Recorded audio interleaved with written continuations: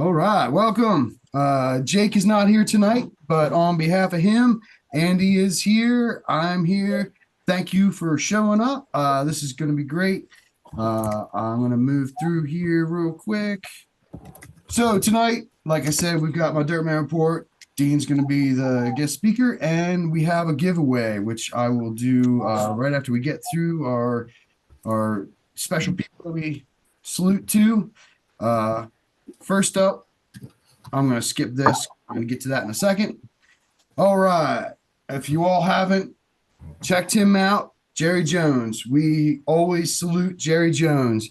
His Zoom rock room is on either side of this Tuesday night. So the first Tuesday and third Tuesday of the month.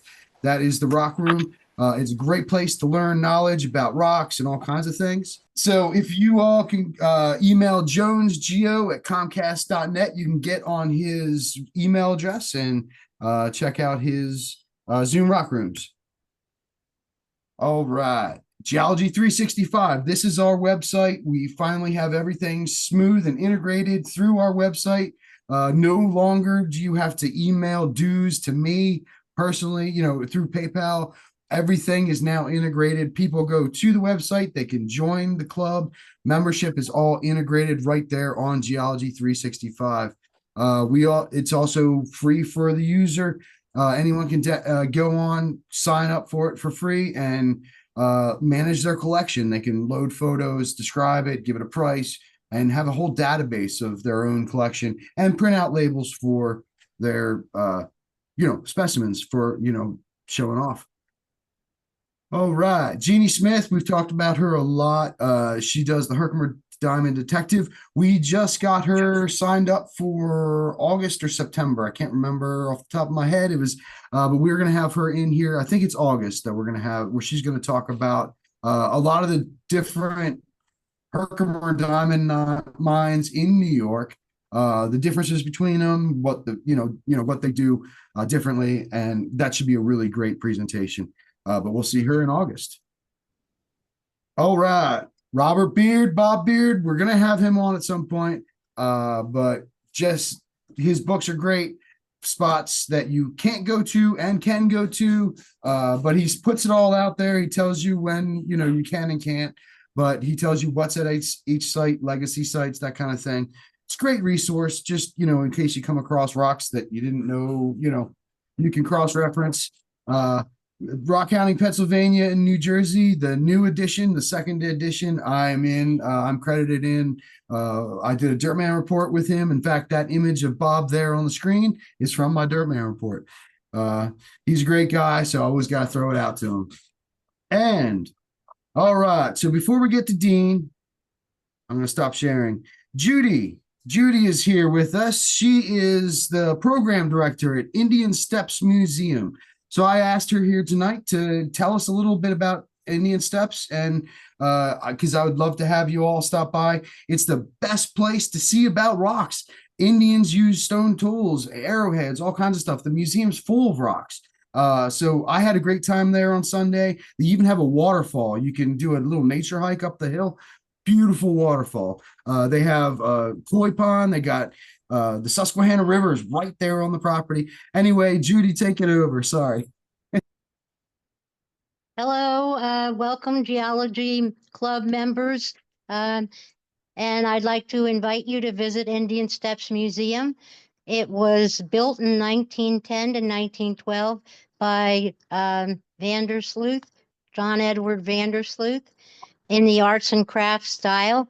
And now, when he was digging a garden, he found 10,000 native artifacts, and he decided to embed them inside and outside the walls of the museum in really cool pictographs. Also, we have a Kiva room, a ceremonial chamber of the Southwest Native Americans, and 7 other rooms of displays with rocks. Also, a 2-headed calf to see, and a beautiful grounds.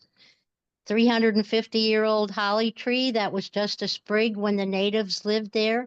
And the natives were Susquehannock natives. And before them, it was Shanks Ferry. So I invite you all to come and visit us.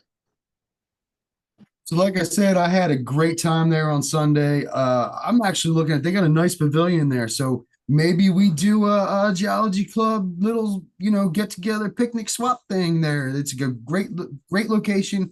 Perfect. I'll have to talk to Judy and all that about that. I haven't actually told them about, but that's what I was thinking. Great place. I'd love to support it. So that's why I want to tell you all about it. So thank you, Judy. Appreciate you being here. You're welcome. And that sounds great. All right, awesome. Can you see my picture of Indian Steps? No, your video is off. Okay. All right. Well, thank you. Yeah, no, I'm gonna share some info. We'll send some info out, email and stuff. So real quick before I get to my Dirtman report, the giveaway tonight. This is last month's giveaway winner was Bill Geary. He made this. This is a skull made out of sorry, Andy, what was it? Resin. Resin. All right, so it's resin. However, it has all of the points from the cookies and cream site in Chester County. So it is filled with quartz, crystal, smoky cookies and cream points from that famous site that's going to be a parking lot here in the next year. So this is the giveaway tonight. Everyone who wants to get in on this, it's free. I will ship it out to you free of charge. Put in the comments a number between 1 and 200. Actually, 1 and 100. We don't have that many people on tonight. So between 1 and 100, put it in the comments. And after Dean's thing, we will do a random number generator and pick the winner. One person on here tonight will win this if you put the number in the comments section. All right. Moving right along. I'm going to get right into my Dirtman report. So I already mentioned this already. I was just in North Carolina. You all know that I put Geology Club out there in the forefront on the national level to tell them we're going to be a model for everybody, and I'm going to share our progress with everybody. Well, this is actually following me around for the final day of the convention, from when I woke up and rolled out of the hotel room till the night when I was rolling back to the hotel room to go to bed. So here we go. You all are seeing this first before anyone else. This is going to go on social for EFMLS. That was what the purpose was. And if I can ask everyone to mute at this point. I'm going to mute you, Andy. Sorry. All right. Here we Dirtman here. Welcome to Hickory, North Carolina and the Catawba Valley Gem and Mineral Show. We're going to be checking that out here in a little bit. But first, we have the EFMLS 75th Annual Convention Editors Breakfast. I'm up for an award. Let's see what happens.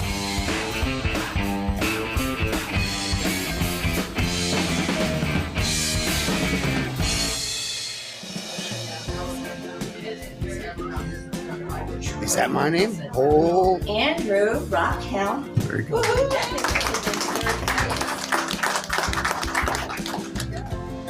We did it, Lee! Finally! Rock and Gem couldn't keep us down. Rocks and Minerals couldn't keep us down. Thank you, AFMS. Thank you, EFMS. We did it, Lee! Winning that award was amazing. Finally got that article, win something. Made it over to the convention now. Taking a look around the show. And look who I just ran into. Daniel Coleman. What do you know? Good to see you, bud. Good to see you, I do man. have something for you. Oh, yeah? I didn't get your chance to go to Hidden Night, North Carolina, but I got your rutilated quartz. Check this out, everybody. Rutilated quartz from Hidden Night. Thank you, sir. Wow. Look at that amethyst point. Oh, yeah. Look at this, everybody. Look at those clusters. Daniel Coleman, you rock. Oh, yeah. Enjoy Nice. those. Nice, I will. One big thing about this show, this is a tribute to my first VP, when I was second VP in the EFMLS. Larry and I worked together up until he passed away. So this, for me, is kind of special to see.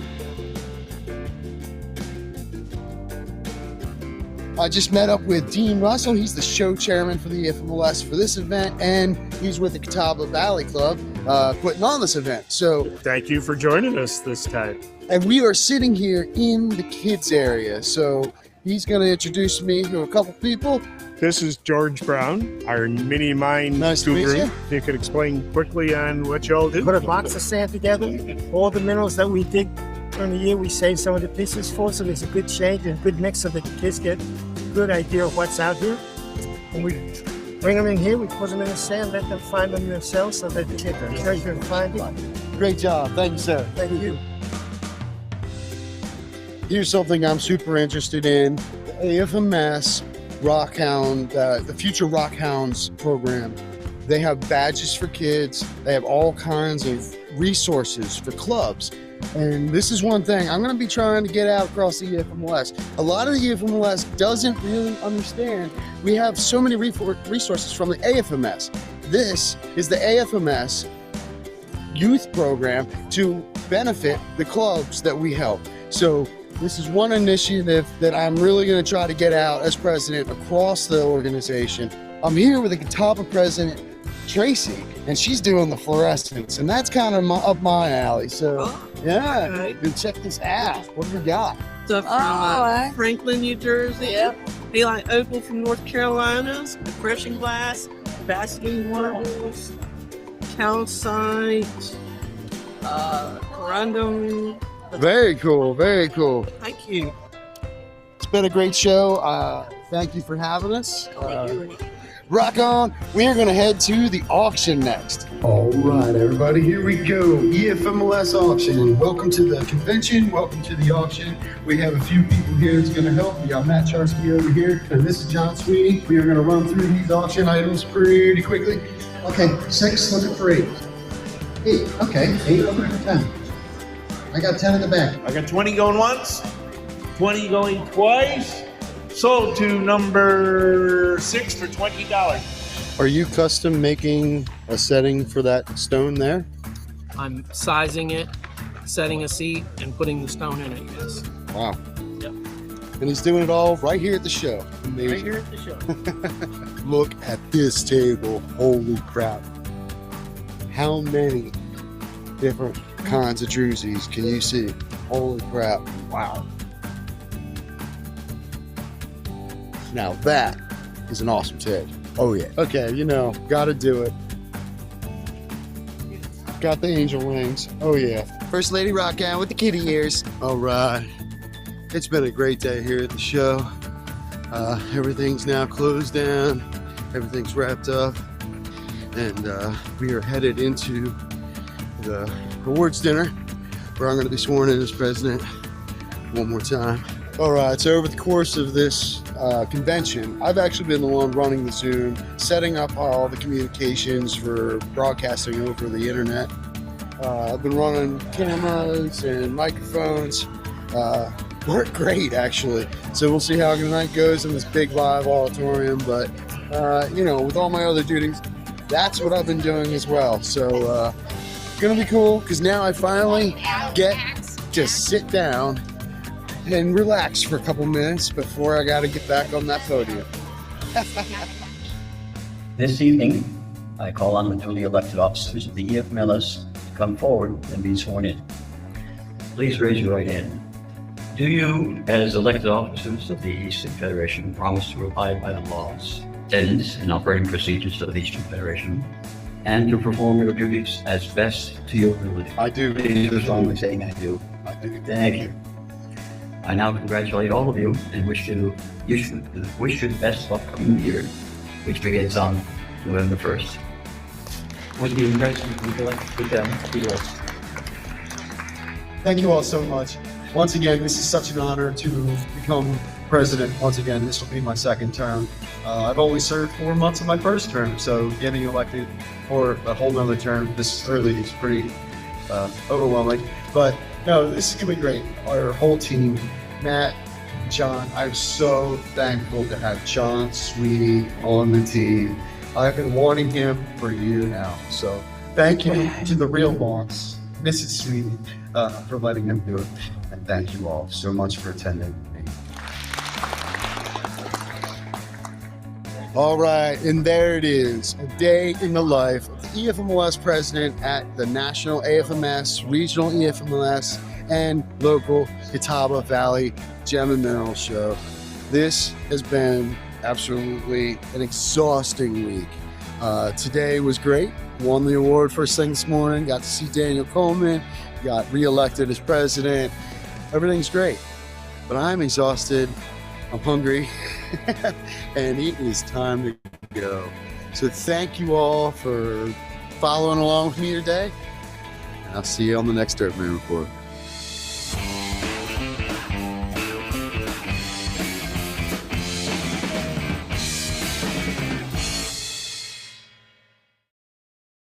All right, everybody. So I hope you enjoyed that. That was a whole day down there. I filmed 3 entire Dirtman reports down there. You already saw the one where I was doing the radioactive minerals in the field in Conover, North Carolina. This was that day, at the convention. And then there's also the next day after the convention, I was panning gold and quartz crystals out in Shelby, North Carolina with Daniel again. So that's coming up next. That'll be next month. I'm already working on that now. That'll be ready to go. But I hope y'all enjoyed it. That'll be up on EFMLS and all the social pages here shortly. I'll drop that pretty quick in the next couple of days. Aside from that, we are ready to move on to Dean. I have a little introduction. I first met this amazing talent. How I'm going to refer to him. I met this amazing talent on Jerry Jones's Zoom Rock Room. I'm always putting it out there, but he impressed me, and not only me, but the entire geological professional community. Professors, a lot of people know about this dude now. He has made a name for himself in the world of stuff that most people don't really care about, and I'm going to leave it for him. I'm not going to rain on his thunder, but he has taught me something very valuable. When I first met him in person, it was at New Ringgold in Pennsylvania. We'll do a trip there here soon. But basically, he taught me, when you're looking at a geological place and you've got fossils, look at the fossils, look at how they lived. He described a section that was full of crinoids at New Ringgold, and that was a reef. However, where I had found this very large Diplora trilobite, that was deeper water. And when after that sunk in, it was just a whole different world for looking at how you collect fossils in general, and how they lived and why they're there, where they are when we find them. 400 million years, 300 million years later. So without further ado, the amazing talent, the amazing Dean Ruocco. Hello, good evening, everyone. I'm happy to be here, and thank you, Andrew, for having me. Do you mind letting me share my screen? Sorry. I have to request it. Sorry, I thought. Yep, hold on. Did that work? Let's see. Yep, thank you. Cool. All right, so tonight we will be discussing some of the oldest fossils in the country, actually. What is called the Lower Cambrian Kinzers Formation in Lancaster, York County. So this is fairly local to us. And so actually here is a very excellent specimen that was found in the early 1900s in what is now a housing development in Lancaster. This is an Olenella sketsi. So this is a 512 million year old trilobite found in limestone. And the really unique thing about this, and what's really rare, is it has its antennae preserved. And so it is very rare to have trilobites with a soft tissue preserved. Usually we just find the exoskeleton of them because there is all sorts of chemicals in there, like chemical compositions in there that will allow it to recrystallize into like a calcite shell or something. But in this case, the preservation is so good that you actually get some of the soft parts. And so we'll get into why this is occurring here in a little bit. But yeah, so Kinzers Formation of Pennsylvania. So let's first get into what is the Cambrian period. So the Cambrian period is a geological time period that is about 50 million years of time, from about 540 million years to about 490 million years ago. This is where the first complex life appears. So around 520 to 510 million years is what we call the Cambrian explosion. And this biodiversification event shows the appearance of basically all the phyla we know today. So arthropods, mollusks, all sorts of the first algae, the first plants, the first sponges, not first jellyfish, but the first complex cnidarians, echinoderms. So we get all sorts of organisms that appear in the Cambrian period. And there's been a few other soft tissue Cambrian sites found around the world. And the term for these sites is Lagerstätten, meaning in German, place of keeping. So place of keeping well-preserved fossils is the interpretation. So the Burgess Shale is about 508 million years old, and we've been studying this since about the 1900s. And it was discovered by a paleontologist named Charles Doolittle Walcott. And we'll talk about that in a minute too. And the Xinjiang biota was found more recently, and it's even older, but it has a similar fauna. So here are a few organisms that are quite strange. So this is a lopopod, or a pretty complex early worm known as Hallucigenia. And this is a shrimp-like arthropod named Anomalocaris. And so this is actually found in Pennsylvania. Both of these are found in the Kinzers Formation. And so studying the Cambrian period is very important to like understanding where all life it came from. And basically, there's a lot of understanding of early evolutionary trends that can be derived from these Lagerstätten. So what is being successful at the start, which is basically armored things with exoskeletons and complex eyes. And so we'll see some of that in a minute too. So let's get a little introduction to the geological unit and some of the geochronology. So it was first collected by locals in the 1880s and 1890s, which got the attention of the paleontologist first, Charles Schurt, in the late 1880s. He would go to several localities in York and Lancaster and find several complete trilobites as well as a few echinoderms. He would end up taking another geologist and paleontologist, H.R.S. Wanner, to these sites in the mid 1890s. And this would start to get the attention of Charles Doolittle Walcott, who was basically the Smithsonian's head paleontologist at the time. And so H.R.S. Wanner and Charles Schurt would describe their preliminary findings in a paper in, I believe, like 1885.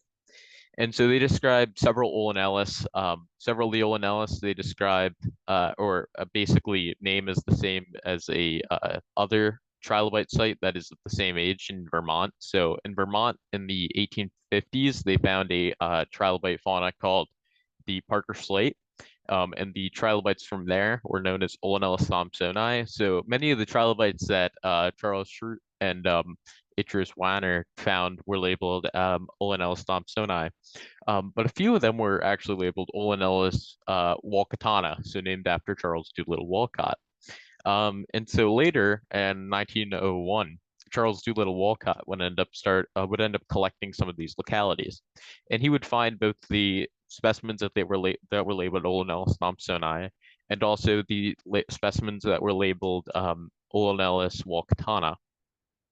He would determine Olenellus walcottana was actually not a member of the genus Olenellus, and rather a totally new genus that he would end up naming after H.R.S. Wanner, named Wanneria walcottana.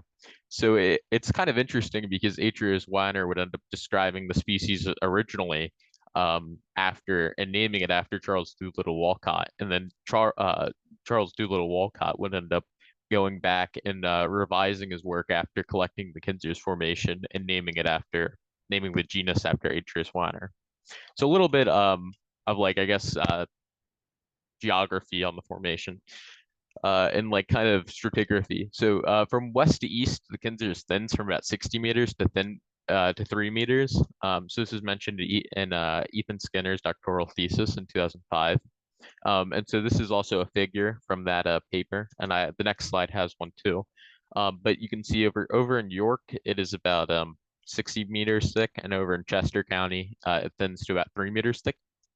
So also the age of the Kinzers was determined by its arthropod fauna. So it has been determined to be 512 million years old. And this was determined by the trilobite species, the trilobite genera Olanellus, as well as the presence of several radiodonts. Their genera has been like, radiodont genera has been studied so much that they can be used for age ranges very well. So the formation is named after the town of Kinzer in Lancaster County. And what I find pretty fascinating and quite important about this formation is it's actually older than the Burgess Shale. It's 4 million years older than the Burgess Shale. So the Burgess Shale is 508 million years old, and the Kinzers is 512. So let's get into some more complex stratigraphy. This figure is also from Ethan Skinner, 2005. So the Kinzers is divided into 4 members across its outcrop belt. From top to bottom, it's the Longs Park member, Greenmount member, York member, and then Emigsville member. The Longs Park member and Greenmount member represent the Middle Cambrian, where the York member and Emigsville member represent the Lower Cambrian, the Middle and Upper Lower Cambrian. The York member does not have any fossils, unfortunately, but each of the other members have fossils. The only one with exceptional preservation, though, is the Emigsville member. And there's different trilobite faunas in each one of these members.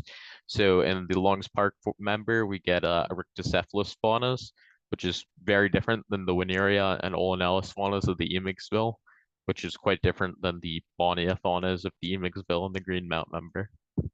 So we'll talk about that in a minute too. So let's get into kind of what type of rocks are we looking at. So each member displays unique facies, but perhaps the most important is the Emigsville member due to that abundance of soft tissue preservation.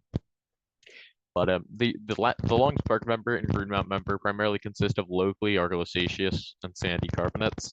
So sort of like impure limestones that have a lot of silt in them, and also some of them have kind of like a muddy tendency to them. They're almost like very carbon-rich shales that have been slightly metamorphosized. The York member is massive limestones, which can locally be dolomitized. I've never actually observed the York member, but that is its description in several papers. The Emigsville member has 3 distinctive facies, which all bear fossils, and these consist of the fine peltic facies, the massive peltic facies, and the impure carbonate facies.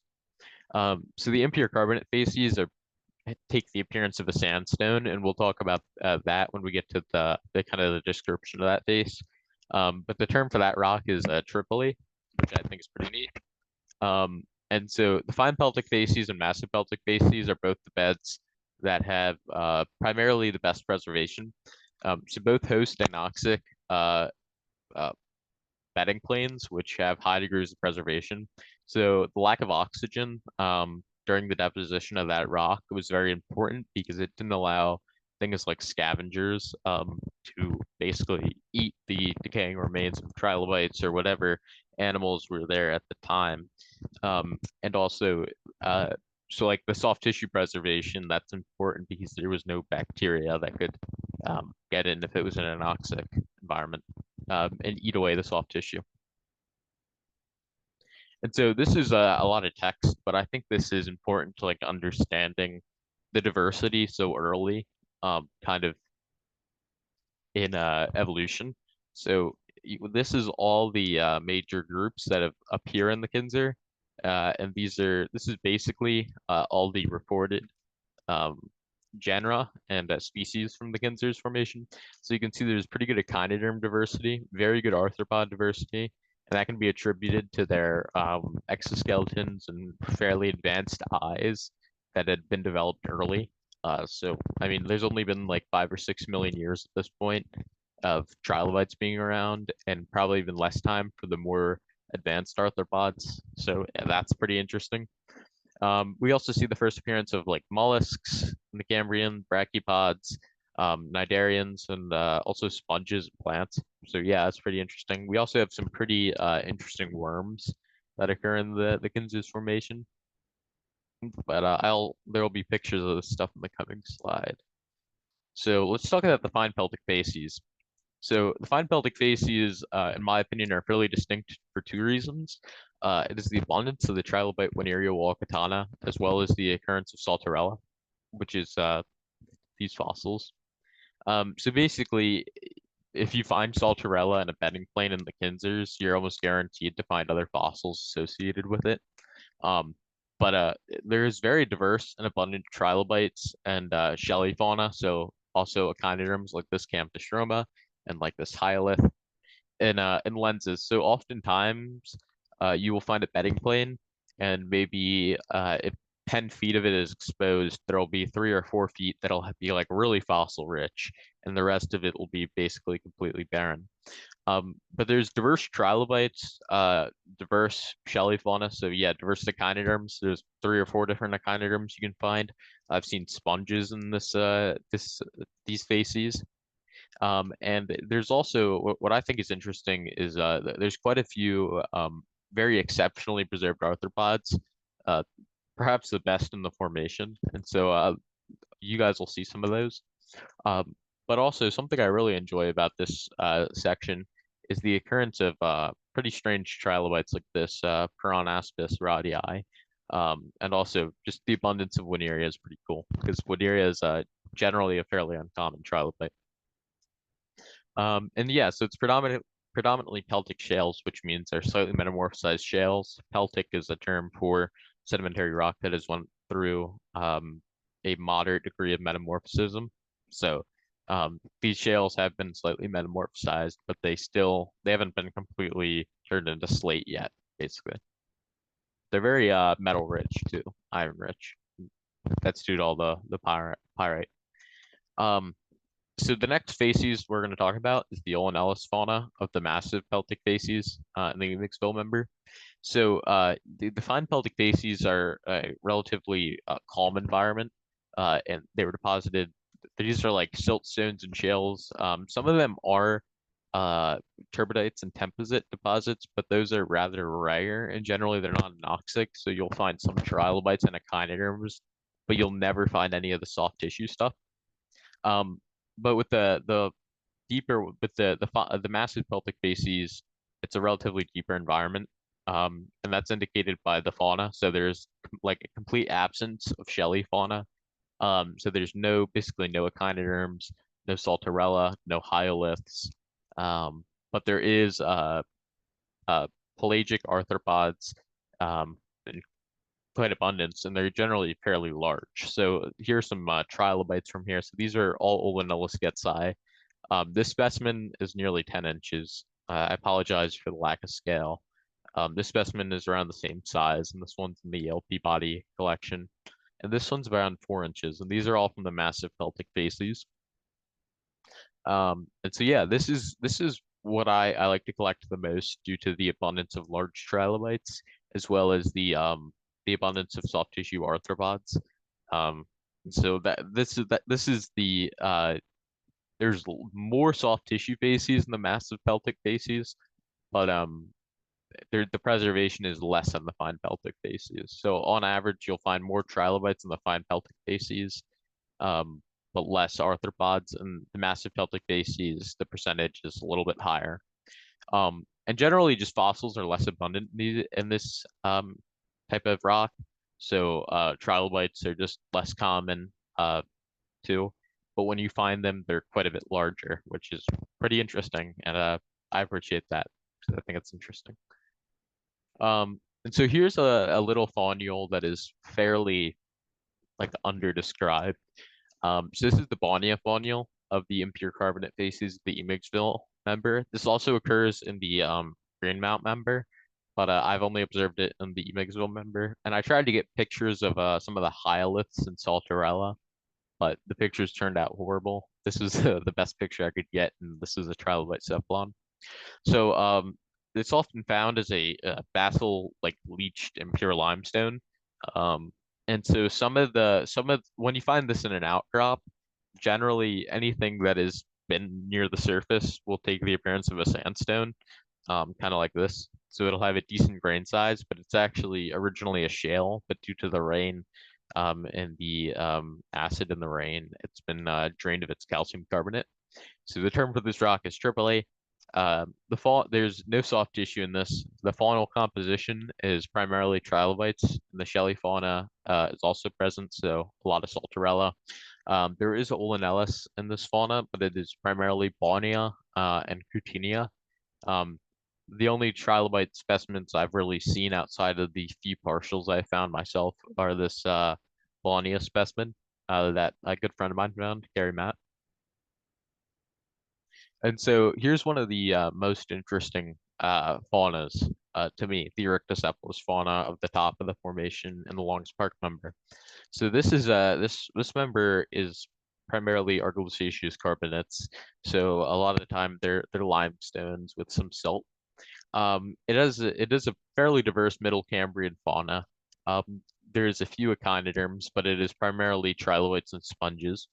And so the trilobite fauna is very diverse. So you have these agnostids. That is the term for this trilobite. And these are called Piranaspis radii. And then you also have this trilobite, which is the typical trilobite of this like layer, which is called Eryctocephalus. And you also have the trilobite Cutinia and Olinoloides. So you have a fairly diverse trilobite fauna, which is pretty interesting to me. And yeah, also you can see these like little yellow lines. These are sponge spinules, which is pretty unique because you don't see that in any other part of the Kinzer Formation. So here are some of the specimens that are like very, very interesting. Trilobites and everything and echinoderms, they're cool. But I want to see some of the more advanced organisms during this period of time.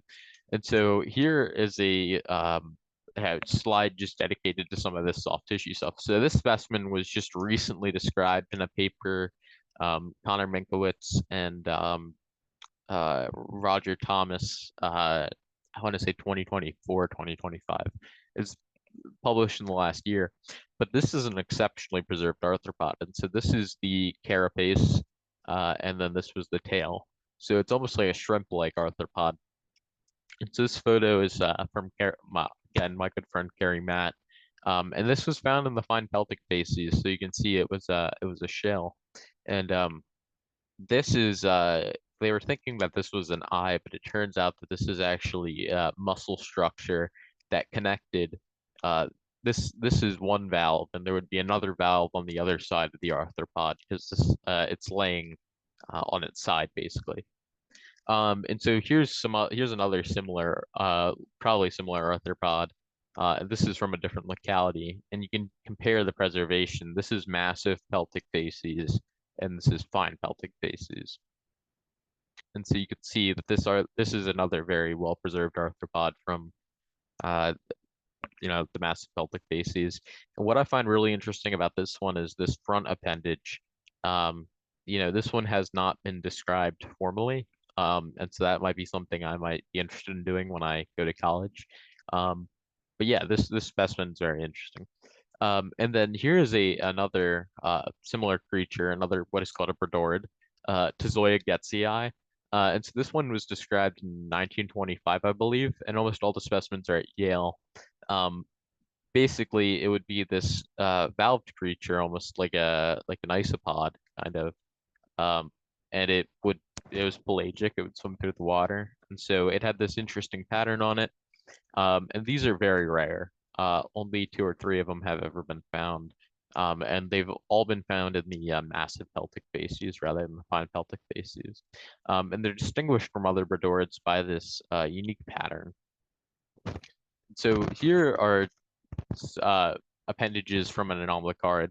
And so this was from the first picture I showed you guys on the first slide of that weird shrimp-looking creature. And so these are just appendages of it. But what is unique about the Kinzers Formation is it is the most diverse assemblage of this group of arthropods in the world. There's 8 reported species from the Kinzers alone, and there's quite a few more that are undescribed, from my understanding. And so this is a specimen from the massive peltic facies, and this one's at the Yale Peabody. And this one is from the fine peltic facies, and this one was collected by Carrie Matt. And these are 2 different species. This one was likely eating arthropods or worms. There is some debate about that going on right now in the scientific community. And this one may have been a filter feeder, and you can denote that by the long spines coming off, almost like a whale with baleen.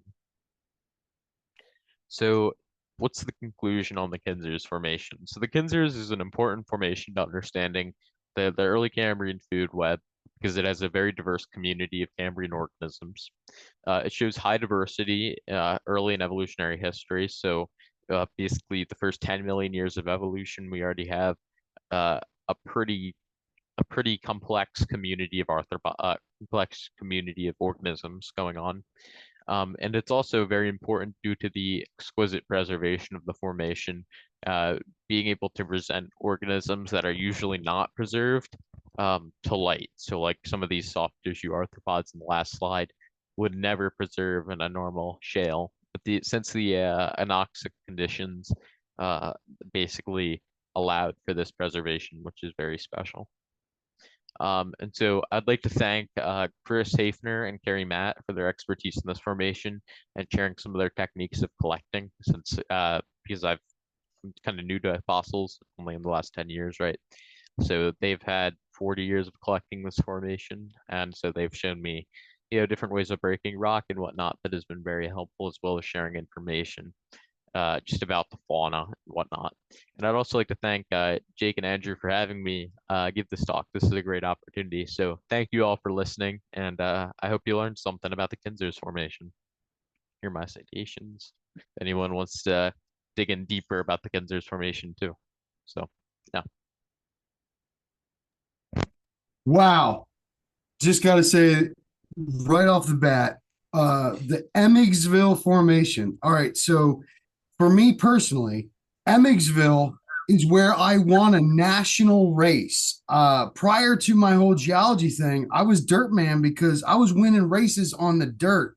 I was a BMX bicycle racer, like the USA BMX in the Olympics. That's what I did with my son.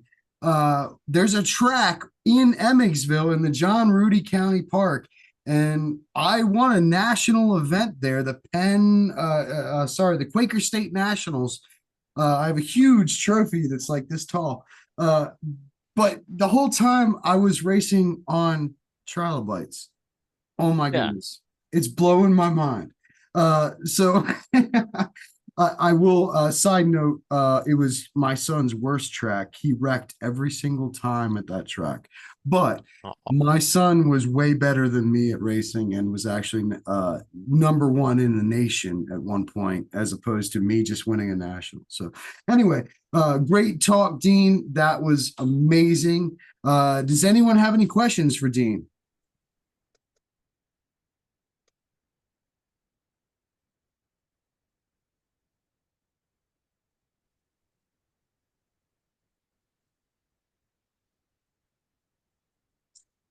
All right. Sorry. I had to deal with somebody right there. I do have a couple questions. I'm going to just run by just because I think they're interesting questions. Dean, what got you started originally? What started you down the path as opposed to being on minerals or crystals? What started you down the path of fossils? Sorry about the background. What started you down the path of fossils as opposed to crystals or minerals or other? Well, I have a very deep interest in biology and kind of just understanding how different things appeared. So I'm very interested in Eurypterids specifically, and that came from observing scorpions when I lived in Texas for a short period of time as a kid. I just found them fascinating, and wanted to understand basically what was the scorpion, where did scorpions come from, and that has basically evolved into all arthropods and echinoderms now. I just find both groups very fascinating. Echinoderms don't even have a brain, right? So it's, interesting how something that doesn't have a brain can be so successful. And I find arthropods very interesting just because they're quite strange. But yeah, so what got me interested in it to start was uh, seeing bugs and stuff like that, and finding them very interesting and finding their morphology interesting, and just kind of following that rabbit hole like my whole childhood. That's awesome. That's awesome. The fact that trilobites are now extinct. What we haven't mentioned here yet is Dean is actually an expert on Eurypterids, which are I believe, right, Dean? They're soft body tissued, but they're older, like the 500 range. No, they're actually much younger. These are the oldest fossils in the state. This is like the almost. I don't think there's a fossil assemblage older in Pennsylvania, older than the Kinzer. My apologies. I was only basing that because I have a book from the New York on fossils in New York, and they were like, we don't cover the Eurypterids because they're older than the ones, or something like that in the book. Yeah. Yeah. Well, it's a lot of the Devonian trilobites were described first, and so the Silurian stuff was described later, which is what most of the Eurypterids are. But yeah, Eurypterids they're not completely soft body. They can be preserved in shale, but the way you get them preserved is you have to have like a chemically precipitated limestone. And I'm sure you've heard me talk about that before. But yeah, they're very difficult to preserve due to them being just a chitin-based exoskeleton rather than a calcium carbonate-based exoskeleton. So it's a sort of similar situation as some of the soft body stuff. So this weekend is the new Paris trip, and I am trying to get Dean to come out with us. Hopefully he can make it. I hope you can, sir. That is the plan. Yeah, awesome. So anyone on this meeting, you are invited. It is New Paris Quarry. Email me if you don't have directions. We're gonna meet there at 11 a.m. It's going to be a great trip. This quarry spans all of these regions and even has volcanic ash layers. It has coral chain, halicides coral down in the Jersey Shore, remember, which is way down in the quarry, but then it goes all the way up through all these layers and surpasses through the Silurian into, right? It's Silurian into Devonian. Yeah. So there's basically the upper member of the Kaiser Formation, which has Eurypterids and brachiopods and all sorts of corals, is in contact with the overlying Heidelberg group in the form of the Old Port Formation, and the contact is basically that bench, if you know what I'm talking about, and that's the contact between the Silurian and Devonian in the state, which is pretty cool. So what makes this quarry interesting is you're not only able to collect fluorite and calcite and stuff like that, you're collecting fossils. We have trilobite corner, we have all kinds of stuff. There's actually supposedly, I've never found them, but trilobite poops. You can actually find fossilized trilobite poops. Who said that? Steve, Professor Steve said that. So who knows? I think it was documented by the students at University of Pitt Johnstown. But yeah, that's Saturday. So email newgeologyclub@gmail.com if you don't have the directions. You are invited as members of Geology Club. You must be a paid member so we can cover you with insurance and liability and all that. But yeah, come on out. It's going to be a great time. It will be raining at some point. It rains every single year. One of my Dirtman reports that I sent the link out today, I'm actually filming in the rain with the owner of the property next door that owns the pits. There's actually pits of that they studied of pre ice age animals that are now extinct. They fell in these pits and died, and the bones are still down there. They were studied by all kinds of colleges that came in. and that's on the property adjacent. We can't go to that, but very historic place. So I highly recommend it. Does anyone else have any questions? Andy, you got anything to ask Dean? Not off the top of my head. It was very interesting though. Somebody in the chat was asking if he does what college he might be planning on going to. I'll be attending Juniata College in Huntington, Pennsylvania. So I'll be right smack dab in the center of the Appalachian Basin. Yeah. Oh boy, you're gonna be right at, yeah, that's awesome. That's awesome. Jack's Mountain's right there. Some of the purest silica in the world that's been used in the Apollo mission windows and the Apollo space capsules. All kinds of stuff has been used. Pyrex. Pyrex comes from Pennsylvania, right there, Juniata County.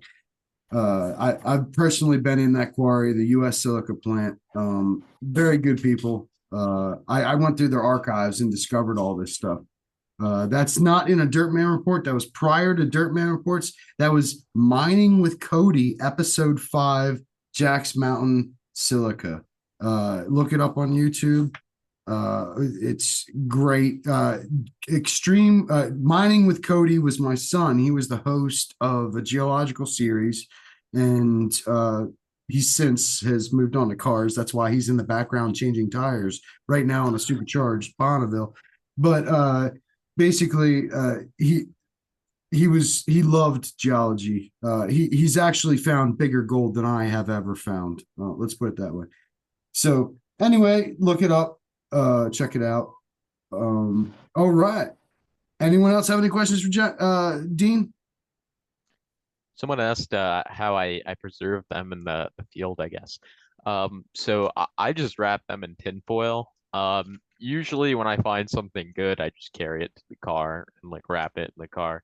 I don't like to coat them in anything. The pyrite is fairly stable on some of these fossils, so I don't have to deal with any degrading. So yeah, I don't really put anything on them. And a lot of the time, the rock is pretty stable too, so I don't have to deal with it kind of shattering or anything.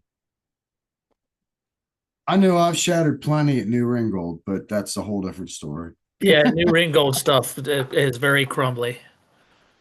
Unfortunately, all the localities, the Kinzers, are on private property and are very heavily guarded by the people who found them. And most of those people that I've not found a Kinzer site, they've all been shown to me. So unfortunately, I can't take anyone there or share any information, but they're all on private property. Sorry, someone in the chat asked me. But yeah. All right. Good question. Worth a shot. Yeah, right. Always got to try to get in there. No, I was not trying to pry by saying I raced in Emmetsville. I'm sure the Emmetsville formation is not exactly in Emmetsville. No, I mean, hey, if you find a Kinzer site, that all power to you, man. I mean, that's there's not enough people that go out and look for this stuff, and so doing this is I feel like raising awareness in a way. If you know how to use Rock D, you can look at this where the Kinzers is outcrops on the surface, and you can find somewhere where it outcrops, maybe find some trilobites. I know this is recorded, and if you can go back and look at what I'm saying, and you can also look at some of these sources, you'll be able to figure the lithologies that you want to look in and everything. And so, yeah, I mean, as I said, all power to you if you want to go and try and find some of this stuff. But on my end, I unfortunately can't share any locality information. Awesome. Yeah, no, of course. I mean, this is the standard thing we hear all the time. All the, private property can't go. But, it's good to know this kind of stuff because, you never know when things might change hands or fall out of property. Yeah, and the important thing to watch too is Lancaster and York constantly go through construction and development. And I've been shown 2 or 3 places that are now gone that were construction sites, and we were finding trilobites. And I just talked to the construction workers, and they were like, "Yeah, go ahead, look through the rock piles." And so, if you ever see like a construction site in Lancaster and you see that orangish red stains on the rock, it's probably the Kinzers Formation, and you should stop and look for trilobites. Yeah, I mean, everyone knows the famous cookies and cream site that we're giving away tonight. That's a construction site, and the construction company is cool with us being there. So, these things happen. Everyone keep on a lookout. Let's ask some questions, knock on some doors. Let's get in there. Geology Club would love to do this kind of stuff. So, Definitely. all right. Does anyone, it seems to me the Winfield Quarry owner said part of it was Kinzers near Lewisburg. Huh. I'm screenshotting. That is all Silurian and Devonian. I've been in the Winfield Quarry. That is a very interesting section. Okay. There was an excellent Eurypterid assemblage discovered there in 2014 by a Bucknell student, and that is where the highest abundance of Eurypterids in the state is. It is basically it is like New Paris, but then there's another maybe 100 feet of section below the Kaiser that you get, and you get the top of the Tanalaway Formation, and that has a very, very excellent Eurypterid assemblage in it. Ah, Tanalawe. All right, I know where that is in New Paris. All right. Cool. Thank you for the tip. Yeah. All right. Cool. All right. Does anyone else have any other questions for Dean? This really will be referenced going forward on the Geology Club YouTube page. I'm going to reference this a few times.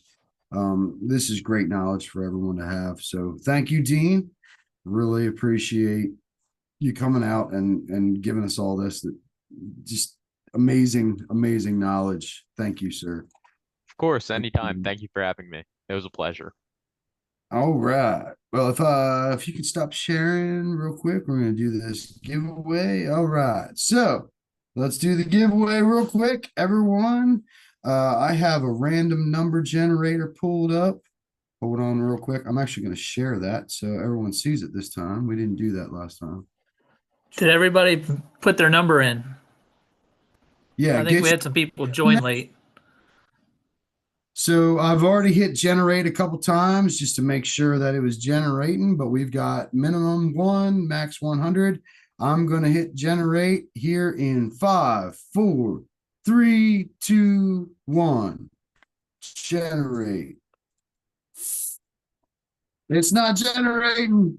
Wait a minute. Hold on. It probably did. Hang on, I was not looking at the screen. Sorry. We're at 37. 37 is the number. Sorry. That was weird. I'm going to hit generate one more time. We're just going to do this one more time. All right. 25. I have not looked at who entered. I have not looked at anything, but things were working weird with the internet. So we are at 25 for the skull. I'm going to go through everything. There's a 21 that came in from Dean. He's the closest so far. We got 73, 62, 11, 54, 37. Wait a minute. Oh, wow, that sucks. Jim, you had 37. Weren't we at 37 before I did all that? Sorry. All right.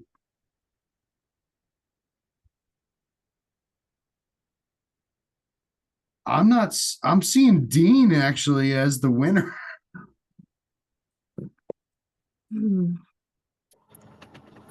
If Andy, Jim do you wants see it, that? if Jim wants it, he can have it. Just Yeah. saying. Jim, are you on right now?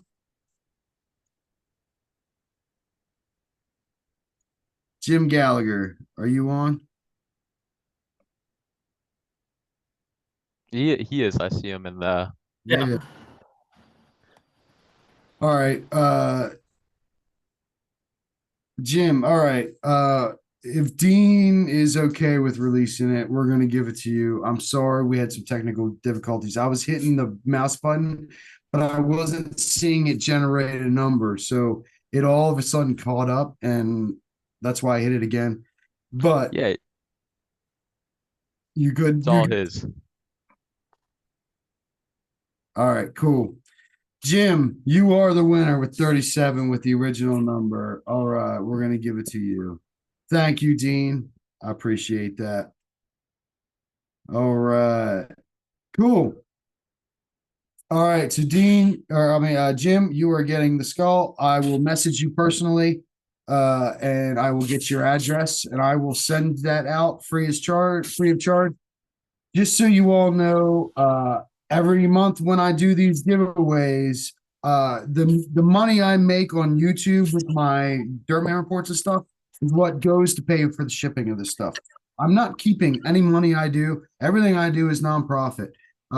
Saturday, I might as well announce it to you all. The National Association of Geoscience Teachers is awarding me the Digman 2025 award for my nonprofit work in the community and teaching throughout the community. So I'm definitely putting it out there. I know I make a little profit. It's like $10 here and there on YouTube.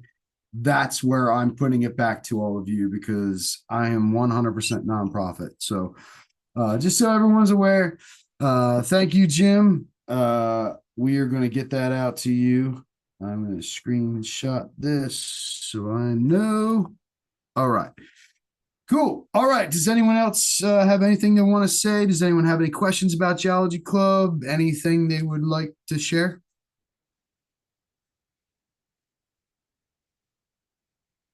All right. Andy, you got any wrap-up comments or anything? Just to mention, we had a very successful trip this past weekend. Friday was a bit of a washout, but people still found some stuff. Saturday was a beautiful day. People got a lot of amethyst, a lot of smoky quartz points. And we've got, this weekend we've got new Paris. So we're getting out there, we're doing stuff, and people are having a good time. And I also like to thank Dean and Judy from Indian Steps for stopping in tonight. Absolutely. Second all of that. Let me just tell you, I met personally with the owner of the Amish Amethyst Field. He was very happy. He was glad that we were very safety conscious and very aware of his needs for his farm. So nobody dug holes. Yeah. Yep. Yeah. So he thanks you personally. And on behalf of all of you, we thanked him with our donations. Saturday alone was $300 that he received. And it was something close to that on Friday as well. So he was very happy from all of us, and that just greases the wheel for next year. So we only get this once a year, so we might as well make it the best we can. So thank you all to everyone who followed the rules and had a great time. So with that, I'm going to call an end to this meeting. Next month, we have Professor Steve Lindbergh, who's going to be with us on Saturday out at the New Paris Quarry. He is going to be doing a presentation on the introduction to structural geology.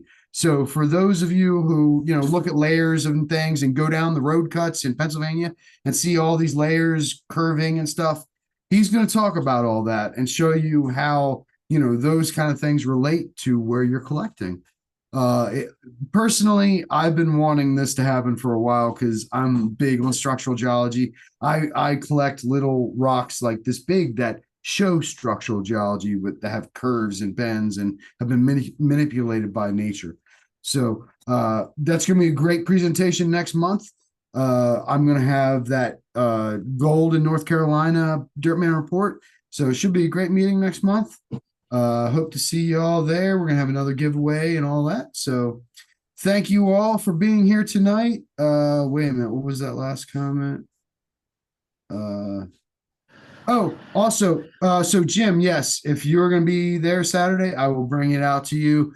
Saturday, we're also going to have a mini show and sale. Steve Lindbergh always sets a sales table up, so he's always selling really cool stuff. I always pick up something off of him, at least one or two things. So bring out stuff if you want to sell it. Set up a table. We'll do a little mini show right there in the parking lot.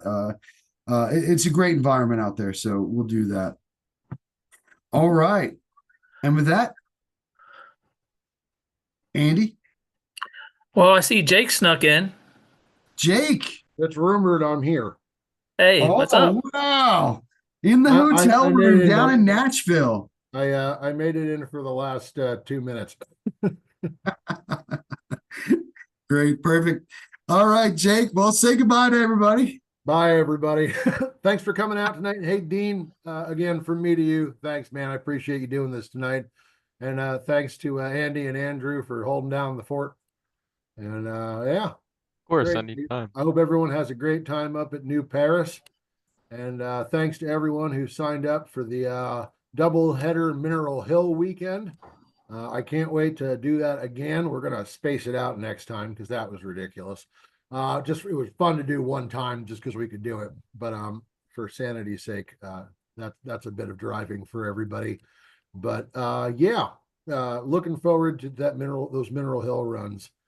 And I'm glad it seemed like everybody had a great time at the Amethyst Field. Big thanks to Pete Fountain for setting all that up. Pete can never make it out to the meetings because of his work schedule, but he's a big supporter of the club, and we appreciate his help getting that rolling. And yeah, absolutely. And I assume we made a little bit of a fuss over the addition of our Maryland Titans VUG. So that was a great addition this week, and a wonderful announcement. And yeah, we're really glad that we're able to get Joe McNamara to head that division or chapter, whatever you want, or VUG. And I think we're going to have some news, hopefully in the next month or two, about it. Some additional VUGs. I know, and I've heard some requests from out in Ohio.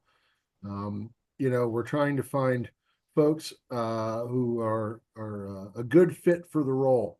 And that's very important to us, that the same principles that we hold in the core club travel out to the VUGs. Yeah. So yeah, if anyone has any questions about how that works, we had at least one member with a little bit of confusion about how the VUGs work. There's no additional need to join the additional VUGs. It's just a regional representation. I'd like to get one established out in Western Pennsylvania as well. I know pickings are a little different out there, but we'll keep growing up and down, hopefully the Eastern Seaboard over time. We've got such a great run of members as it is. We're adding people every day. And we're all hustling to try to get more quarry and field trips up and running so that we can, keep everybody occupied and make sure you get your $10 to $20 worth out of us. Well, listen, thanks to everybody who came out tonight, and I'll shut up and go eat my dinner. No, thank you, Jake. Yeah, I completely failed to mention the VUGs tonight. I sorry about that. Yeah. So we did establish with Joe the Maryland Titans. So we wrote this into the bedrock from the very start that we wanted Geology Club to be able to grow outside the borders of a natural club. So we're trying to expand across state lines and stuff like that.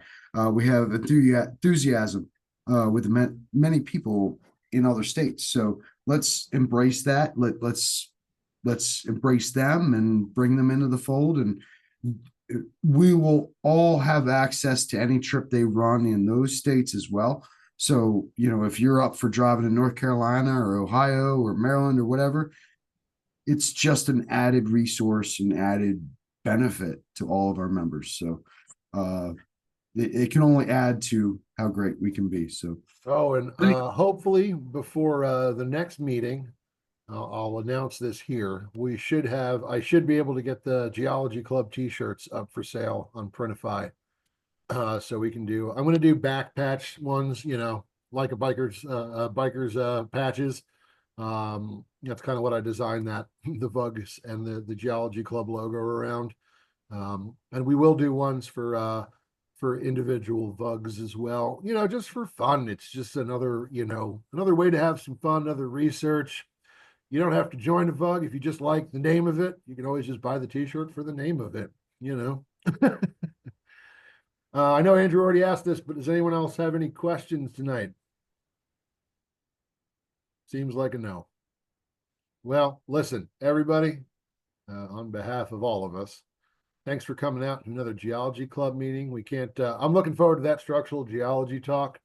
I also enjoy, I don't pursue it the way Andrew does quite as much, but I really enjoy, I was taking a cab from the airport here down in Nashville to the hotel for work, and I was staring out the window because there was road cuts the entire way from the airport to the getting off the highway to the hotel, and I regrettably couldn't get the Uber driver to pull over and let me go look at them for a little while.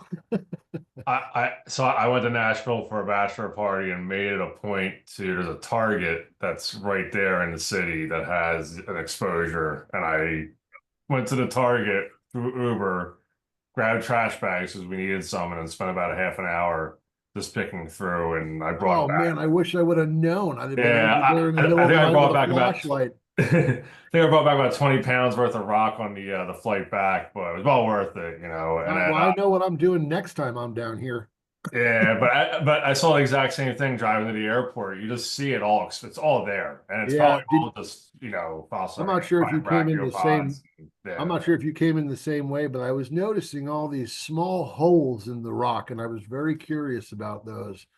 I didn't even see that. No, I mean, where even I went to, I didn't bring any tools with me. I was just looking. I was just surface hunting, and there was just so much material that had spilled out from, you know, the wall there. So, but it was pretty cool. Yeah. That's everywhere. Nashville's pretty heavy with it, apparently. So yeah. It's funny that it's a Target, because I also know of a Target in Connecticut where it's really? Okay. Yeah. Well, where the entire back side of it was blown out of a basalt side of a, you know, mountain, and you can pick there too. And there's all sorts. There's little bits of prehnite and calcites. Is it fossiliferous, or is it all? I didn't see any. All right. Because I was in Connecticut for work last year, and I couldn't find a spot in Connecticut that apparently has any fossils. So I went to a spot in Massachusetts, you know, nearby. Nearby Attleboro, Massachusetts, and it was Carboniferous. And, you know, again, I didn't really have any tools with me, so it was more just surface picking. But I found a couple plant impressions, you know, nothing really to write home about. And then, of course, I find out after the fact that there's a well-known area that's supposed to be just, you can, you know, find, you know, stuff relatively easily, you know. But yeah, I'll have to, that's interesting. I wasn't, you know, because I thought you were talking about fossils. I was like, oh, did I miss out something there? But yeah, I'm not too much on the mineral side. So yeah, you and I are the opposites there. I'm not much of a fossil guy, so I could give you a pile of Connecticut mineral sites, but I don't think I could help you at all for fossils. Gotcha. No, I appreciate it. No, man, of course. Well, these are the conversations I love on here, when you get a little conversation sparked. Yeah, I agree.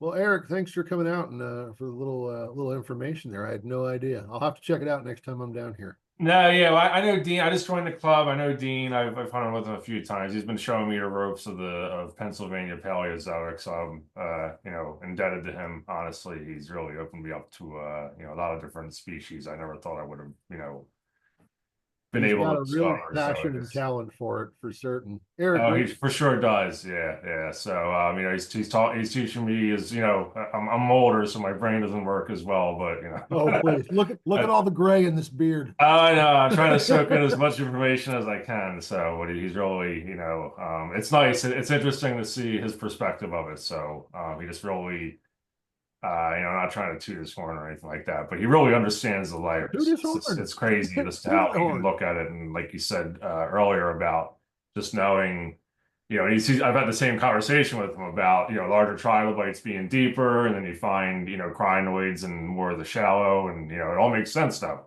you know, when you think about just how, you know, the ocean is today and, you know, animals and things like that. So it's good good way to look at it and know what to look for when you're searching in those different areas. So Yeah, I mean, as a mostly mineral collector, Dean has actually managed to interest me in fossils a little bit. yeah, He's got a knack for it. Like that he's got a good way of I'm sure he did it tonight. He's got a great way of explaining it, making it very accessible to everybody. And we are lucky to have youth like him coming up to carry this sort of thing on. It's an older thing, right? You know, you don't see too many younger people gravitating towards that. You know, it really comes from being outdoors too, which doesn't, you know, I have 2 children, teenagers, and you know, it's just not as often that they're outdoors doing things. It's, you know, more online and things like that. So it's rare to see someone that age that's just like, yeah, I want to be outside and, you know, in the thick of it, not, you know, Yeah, and I know it's definitely within geology clubs wants in the future to get a more active youth program running. We just need to find the right resources to make that happen and the right people to put in place. But you know, it's I think, and you said it's a very important to get people out in nature, you know, to experience. I mean, that's how I ended up getting back into rock hounding, is through COVID. I was hiking constantly. Yeah. And I started seeing stuff up in Schuylkill County and scratching my head and going, there's more going on here. No, you're in a hotbed of it too, just up there. I mean, anywhere you have so much around you. So you guys are very fortunate with that. You can kind of, you know, go and literally turn over a rock and you're finding you know, something of interest, right? So there's the spot that got me going was, funny enough, was a fossil site. There's it's on the edge of Deer Lake, Berks and Snyder, maybe the Deer Lake. Oh no. Okay. This was there's a site called Boxcar Rocks, and that's actually not the spot where you found this stuff, but there's an old logging road that I'd hike down. It's about 2.5 miles long, and there were old coal pits, like V pits, not the more modern stuff. This was all hand dug.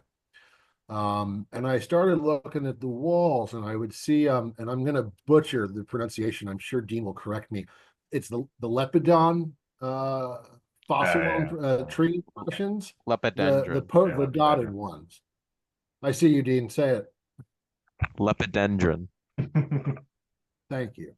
You were only 2 syllables off. Yeah, I guessed. Listen, Andy, you've watched me stumble trying to remember mineral names 100 times. Things just fall out of the Rolodex pretty easy. But that's what kind of got me back into it was those fossils, because you could see. Was it anthracite? Is that what was it? A wall of anthracite? Yeah. All carbon. So that's awesome. Yeah. If you Google, and like, don't go there to collect, because I actually know that the DCNR guys patrol that stretch, because they know. But if it's a nice hike, especially this time of year, up by Boxcar Rocks, and if anybody wants to take it, I'll drop you pins. Well, there's I'll just say there is an accessible spot in Centralia, which is probably about the same distance. So and if you look up the Oddfellows Cemetery, for anybody who would want to check it out, you can park right there. It's a little hard to find, like driving through, because there's no street signs. It's kind of a weird area, but it's not on fire or anything like that. If anybody's ever been through there, you don't really see any smoke or anything. But in any case, you park there, and it's maybe like a 5-10 minute hike down, and it's literally just a hill of anthracite, of coal. And I found, go to the bottom of the hill, furthest point from where the trail drops you in at, and you don't even need to bring tools. You can find stuff in this pick, and you'll fill up a 10-gallon bucket, you know, in no time. So just for anybody who's interested in going, it's pretty easy to find. Hey, I appreciate you dropping that knowledge, Eric. Yeah. Geology club trip. Maybe let's check it out. Maybe you might take a run up there and scout it out. Maybe Eric can meet us over there, show us the ropes. Yeah, I'd be happy to. Yeah, absolutely. I haven't been there in a while. Awesome. So I need to fill up. Yeah, but it's cool. You can find, if you don't mind me for 1 second, you can find. Take your time. So here's a nice plate. Excuse me while I eat French fries. There's a nice plate that I brought back from there. You know, it's just nice oranges and whites, and you know, So St. Clair style white ferns. Yeah, Absolutely. wow, 100%. man. Yeah, 100%. Yeah. Holy smokes. One of my favorite pieces is actually this little seed pod that I found.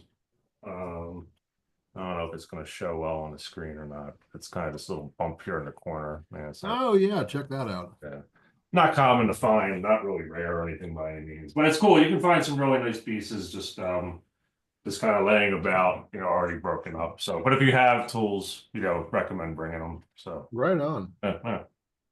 Well, Eric, drop me a message on at New Geology Club at Gmail. And let's touch base and talk about that a little more. Absolutely. Yeah, I'll send you an email shortly. Yeah, for Right sure. on. Yeah, cool. Appreciate that. Yeah, no problem. Well, listen, I popped in at the end and I'm running my mouth. I'll let everybody get off of here. All good. We lost probably half the. I saw. I saw. Yeah, way to clear the room, Jake. Huh? Way to clear the room. Yeah, let's, Right? not the last, or won't be the first, won't be the last. All good, all good. This has been a great meeting tonight. So yeah, thank you everyone for attending. Yeah, and thanks to everybody for hanging out. Good talk. Yep. Thank you for Thanks, Dean. kind words. Dean, you rock. Thank you. Yeah, thank you, Dean. Yes, Of course, thanks, thank Dean. you guys for the kind words. Of course, of course. All right. Good night, everybody. Good night, everybody. Bye.